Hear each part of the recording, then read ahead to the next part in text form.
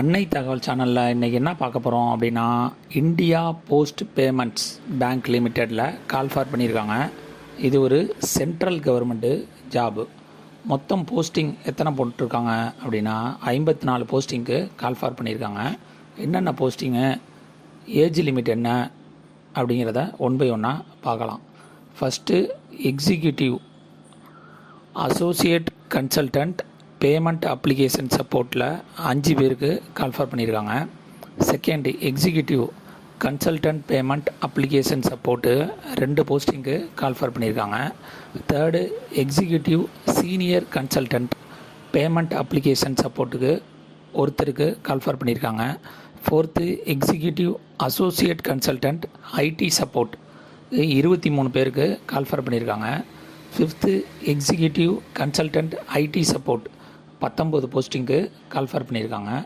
Sixth executive senior consultant core insurance solution ஒரு போஸ்டிங்க்கு call for பண்ணியிருக்காங்க. Seventh executive senior consultant data governors database activity மானிட்டரிங்க்கு ஒரு போஸ்டிங்க்கு கால்ஃபார் பண்ணியிருக்காங்க. Eighth executive senior consultant DC manager ஒரு போஸ்ட்டுக்கு கால்ஃபார் பண்ணியிருக்காங்க.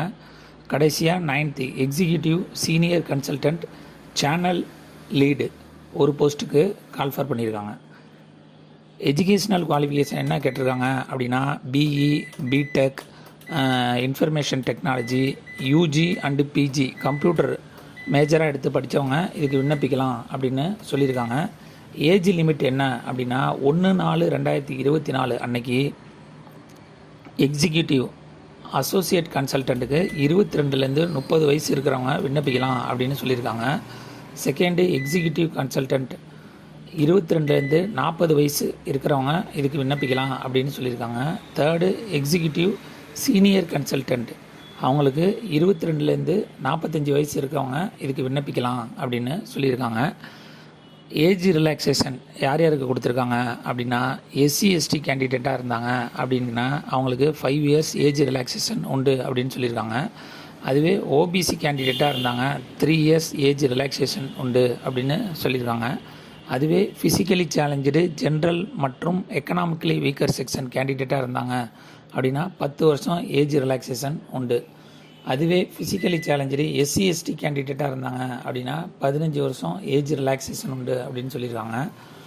ஃபிசிக்கலி சேலஞ்சு ஓபிசி கேண்டிடேட்டாக இருந்தாங்க 13 வருஷம் ஏஜ் ரிலாக்ஸேஷன் இருக்குது அப்படின்னு சொல்லியிருக்காங்க. பிளேஸ் ஆஃப் போஸ்டிங் எங்கே போட்டிருக்காங்க அப்படின்னா சென்னை, நியூ டெல்லி மற்றும் மும்பை இல்லை போஸ்டிங் அப்படின்னு சொல்லியிருக்காங்க. Application fees SC ST physically சேலஞ்சிற்கு 150 ரூபா ஃபீஸு அப்படின்னு சொல்லியிருக்காங்க. அதர் கேண்டிடேட்டுக்கு 750 ஃபீஸு அப்படின்னு சொல்லியிருக்காங்க. விண்ணப்பிக்க கடைசி நாள் 24/5/2024. டிஸ்கிரிப்ஷனில் லிங்க் கொடுத்துருக்கேன். விண்ணப்பித்து வெற்றி பெற்று பணியில் சேருக. நன்றி, வணக்கம்.